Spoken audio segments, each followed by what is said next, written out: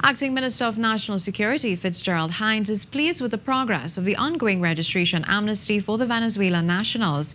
Speaking at the Prison Service Sports Day at the Prison Sports Ground in Arouca, Minister Hinds admitted there would be teething problems, but they have been dealt with.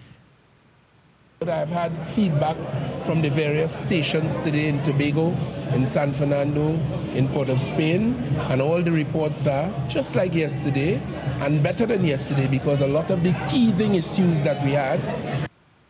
He then gave an idea of how the turnout was throughout the country on the first day of the amnesty. Up to last evening, we had something like 4,025 from the figure I remember from the Chief Immigration Officer, applications made. Of course, in addition to the application, they must present themselves physically to the centers we have established. So yesterday we had about 1,700 of them processed, and I have not had the figures for today. Day 2 of the registration process at the North Center appeared to be smoother than Friday.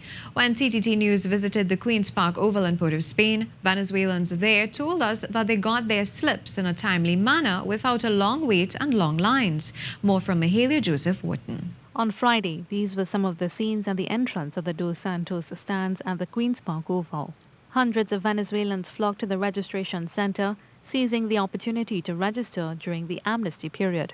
Day 1 saw several challenges, but on Saturday it seemed that some of the issues were ironed out as the pavement was virtually clear and there was a steady flow of Venezuelan migrants entering and exiting the center.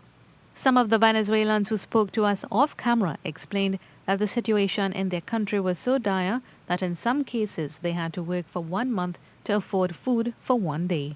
While many of them are enthusiastic to register for the card, some are still very much concerned that their information will be used against them. But to them, it's a risk worth taking to survive. Pastor Eliso Torres, who has been back and forth to this country, said day 2 was a lot smoother.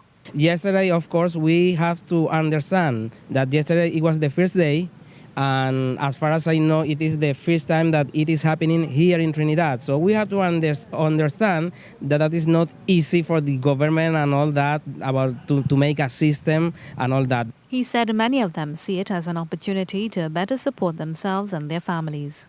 And I bless this country because it's opened the doors to give us the opportunity to work here in Trinidad. Yeah, because the situation, how it is well known, the situation in Venezuela is not easy. So I'm taking this opportunity to bless the government of Trinidad and Tobago and bless this land for receive all the Venezuelans. The socio-economic and political crisis in Venezuela began during the presidency of Hugo Chavez and has continued into the presidency of Nicolas Maduro. The crisis has caused hyperinflation, climbing hunger, disease, crime and death rates, and massive immigration. With Trinidad and Tobago being the closest country to the South American nation, there has been an increase in the number of Venezuelans entering the borders illegally. The influx drove the government to implement the registration system, which allows them to stay and work for a 1-year period. The registration ends on June 14th. Mahalia Joseph Wharton, TTT News.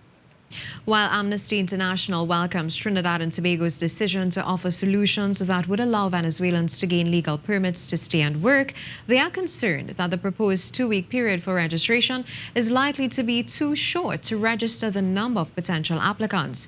They would also like further information about what will happen to those migrants and refugees that are unable to register within the period, and what further options will be available following the expiration of the 1-year amnesty period. In an open letter to Prime Minister Dr. Keith Rowley on May 28th, Amnesty International's America's Director, Arouca Rosas, said the body wanted assurances that the confidential information received will not fall into the hands of the Venezuelan government. But Acting Minister of National Security, Fitzgerald Hinds, and the Acting Prime Minister, Colm Imbert, have assured there is no need to fear.